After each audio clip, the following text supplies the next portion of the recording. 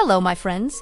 Welcome to Stuffs You Missed. Today, we will introduce the unseen world beneath the water, exploring the spirit that dwells beneath the waters of Maritime Southeast Asia. Across the Meli archipelago, bodies of water from the vast sea to the smallest stream were never considered merely empty spaces.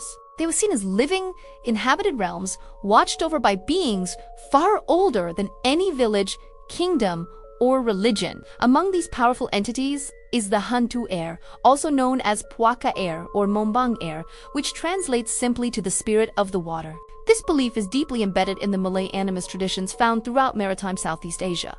Hantu Air was believed to inhabit not just rivers and seas, but also lakes, swamps, wells, canals, and even small, forgotten ditches. For the coastal communities, fishermen and farmers whose lives were intertwined with these waters, this spirit was not just a simple ghost. It was a guardian, a punisher, a provider, and a destroyer. Its nature shifting based on how humans treated the environment it called home. At its core, the belief in Hantu Air is built on a profound worldview where water is alive and spiritually inhabited. Within this framework, humans are merely guests, not owners, of these natural spaces. The Hantu Air came to represent the very will and immense power of water itself, an entity that demanded respect. Long before modern science could explain the mechanics of drowning, the spread of waterborne diseases, or the sudden violence of a flash flood, Hantu Air was the name given to the mysterious and often unpredictable power of water.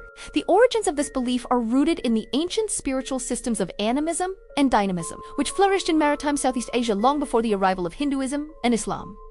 Animism taught that everything from a great river to a single stone possessed a spirit or consciousness. Dynamism expanded on this, introducing the idea that a potent spiritual power, or semangat, flows through certain objects and places, especially those critical to human survival. Water, being the most essential element of all, was therefore seen as a vessel of immense spiritual energy. This profound dependence on water for sustenance, agriculture, and travel cultivated a dual relationship of fear and reverence. The Hantu Air emerged as a personification of water. Eswilla, being that embodied both its life-giving properties and its capacity for destruction, when respected through rituals and proper conduct, the Hantu Air was benevolent. But when its domain was disturbed, polluted, or treated with arrogance, it could become terrifyingly destructive.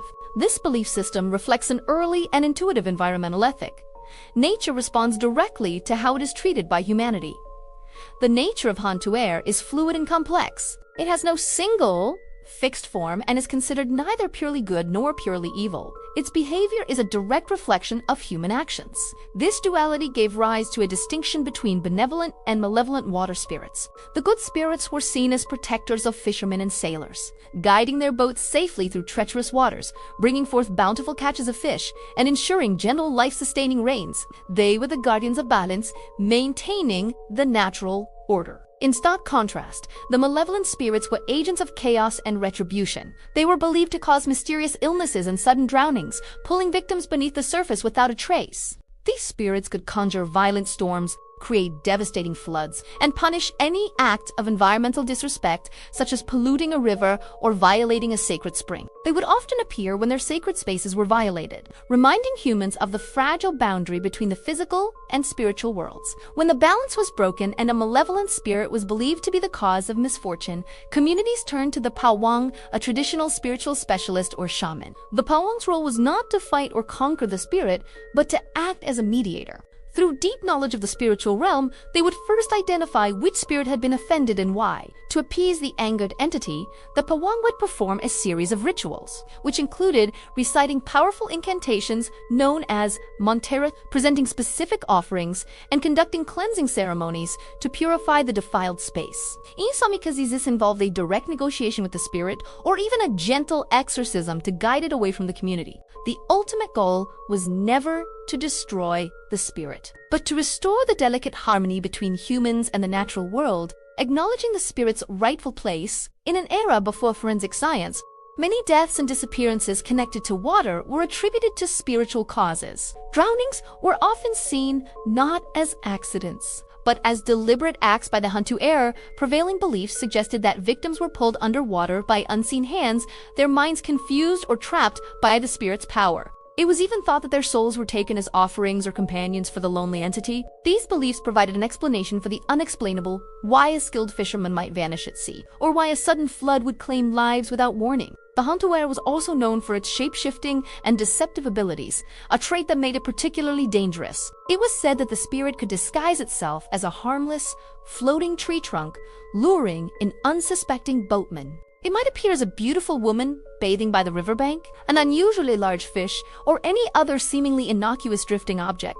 The purpose of this deception was always the same: to lure humans into the water, where they would be vulnerable to the spirit's power. Some Hantu Air were believed to be discarded spirits, entities that were once bound to a specific purpose or mastered through magic. When their masters died or abandoned them, these spirits became lost, untethered, and often hostile. They would take up residence in watery places, haunting rivers, lakes, and wells, and were said to feed on the life force of any humans or animals that trespassed into their territory. With the arrival of Hinduism, and later Islam, the belief in Hantu Air did not disappear but adapted. In a Hindu context, these nature spirits were often integrated into a larger cosmic framework of balance and order. When Islam became the dominant religion in the region, the Hantu Air were reinterpreted as makhluk halus, subtle beings, often equated with jinn. The rituals surrounding them shifted from worship and appeasement toward prayers for protection. Despite these religious changes, the underlying belief in the spiritual power of water persisted, deeply ingrained in the culture. One of the most significant rituals reflecting this belief was the Semah Pantai, a grand sea-honoring ceremony once practiced in coastal communities in Malaysia, particularly Tehran. The purpose of this elaborate rite was to seek protection for fishermen at sea, ensure an abundant catch, and ward off destructive storms. The ceremony, led by a master shaman known as the Puaka, was typically held every 3 years and was a monumental event, lasting for 7 days and 7 nights. The last recorded full-scale Semah Pantai took place on April 22, 1916, marking the decline of a tradition that had connected communities to the sea for centuries. Beyond these grand ceremonies, everyday practices among fishermen reinforced their relationship with the Hantu Air.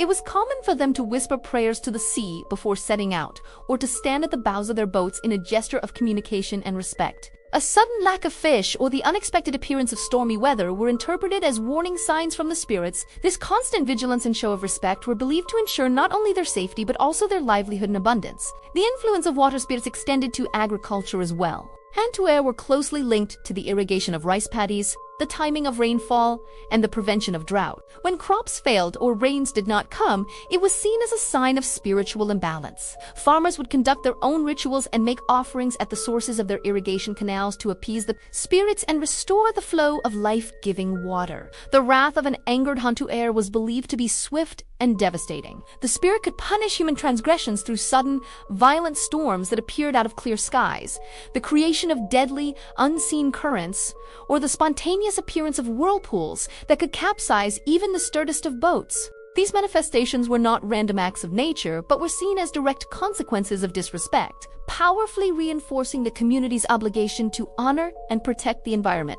In the modern world, science provides different explanations for these phenomena. Deaths in the water are now understood to be caused by medical conditions, leptospirosis from contaminated water, the physics of flash floods, and the hydrodynamics of strong currents. Yet, the cultural warnings remain. Elders in many communities still advise the young to show respect when near rivers or the sea, to avoid speaking loudly, and never to treat the water as a mere playground. Ultimately, the Hantu Air symbolizes something far deeper than a simple folktale. It represents the profound and timeless human dependence on nature, the severe consequences of disrespect, and the essential need for balance between humanity and the environment. Science can explain how a person dies in the water, detailing the physical processes at play, but folklore, through stories like the Hantu Air, explains why respect for that water matters in the first place. So, that is it for tonight.